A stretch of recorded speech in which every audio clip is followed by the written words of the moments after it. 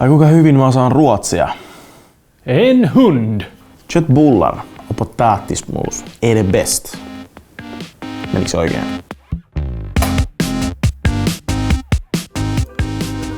Siis Eetu, kato mitä ne on nyt taas tuolla Ruotsissa tehnyt.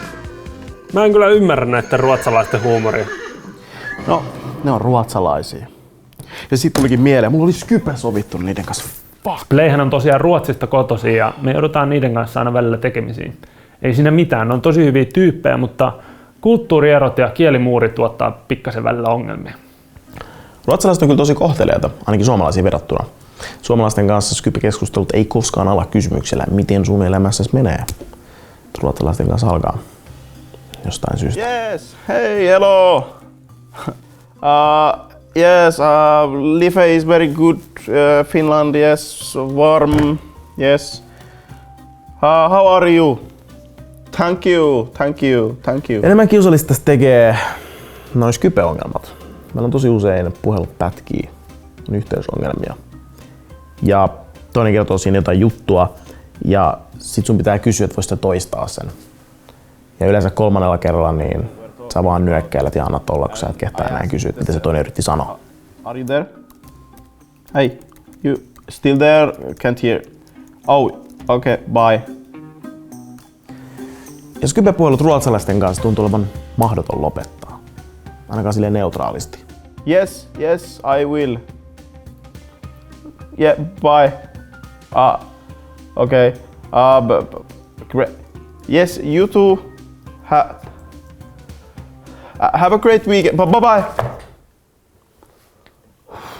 Tässä on paiskut. Puheluiden lopettaminen on mahdotonta. Oikeesti. Se on kyllä ihan totta. On jotenkin tosi kiusaantunut olo. Kerropa Ville siitä katsojille, kun meidän pomo Viikor tuli käymään täällä viime syksynä. Oi kauhea. Siis se oli niin noloa. Mä ja Eetu oltiin tulossa toimistolle käymään ihan ensimmäisiä kertoja. Ja Viikor, meidän pomomme, oli sitten lentänyt Ruotsista tänne ja se siinä sitten jo kadulla etsiskeli meidän toimistoon. Ja sitten vaan morjesteltiin siinä moro moro ja sitten Eetu kättelee siinä hai. Sitten mä olin kanssa sanomassa hai. Mut sit tulikin jossain kohtaa, kun aivoista lähti se signaali tänne käteen, niin mä sanoinkin vaan bye. Siis tapaan ensimmäistä kertaa Suomessa meidän pomomme sanoi vaan suoraan kättelyssä bye.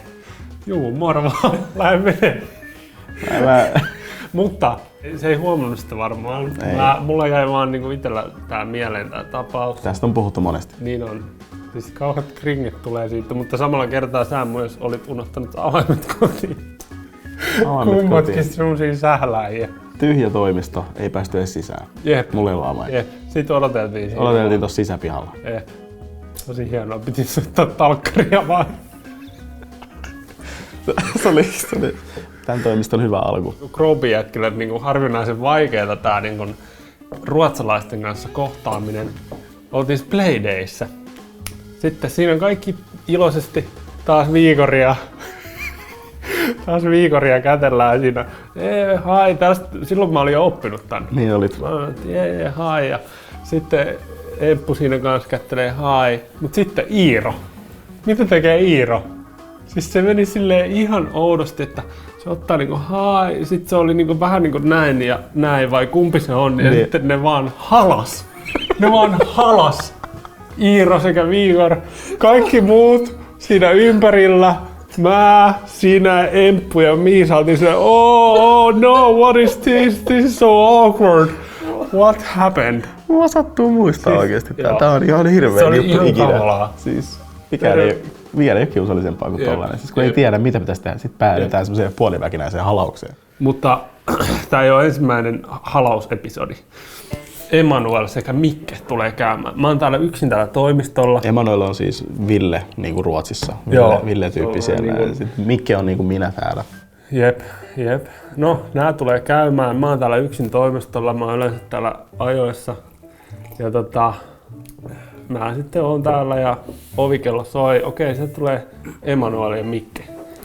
Mitä tekee Emanuel? Mies, jonka olen nähnyt tasan kerran Playdayssä. Mitä se tekee? we are hugging now. Sitten me halattiin. Sä yritit kätellä.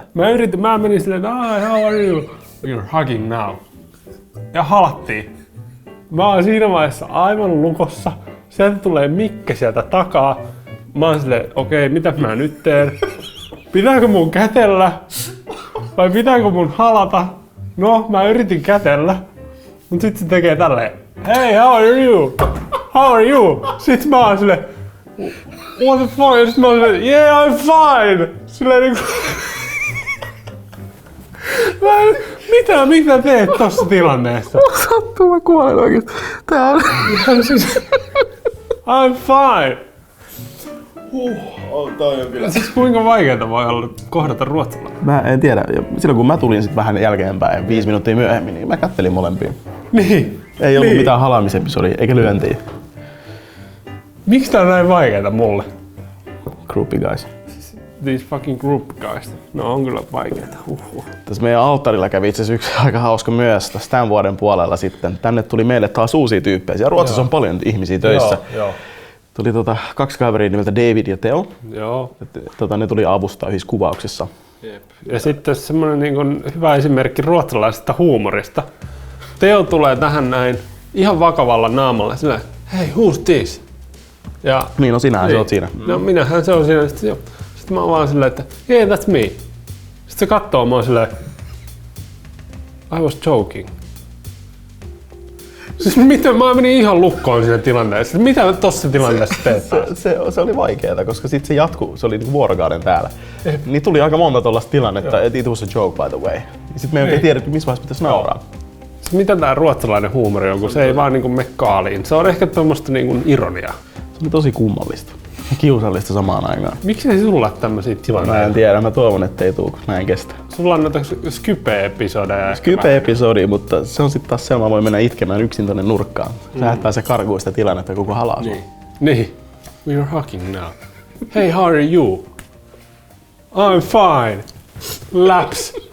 Mikä tää on? Ihan oikeesti. Mä en... Joo, pitäisikö meidän vielä mennä ensi viikolla käymään siellä? Tehdään jotain counter-servauksia niille. Joo. Tiedätkö, aiheutetaan niille niitä semmosia kiusallisia tilanteita. Tiedätkö, silleen mä voin mennä vähän niinku, että ei, nyt halataan, mutta sitten alkaakin taputtaa. Joo, tai joku, että on menossa niinku kättelemään, mutta ottaakin puhelimen taskusta.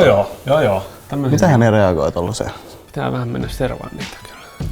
Samaan sä pääst näkemään sitä vähän, miten ne toimii siellä. Älä muuta, millainen kuva esimerkiksi?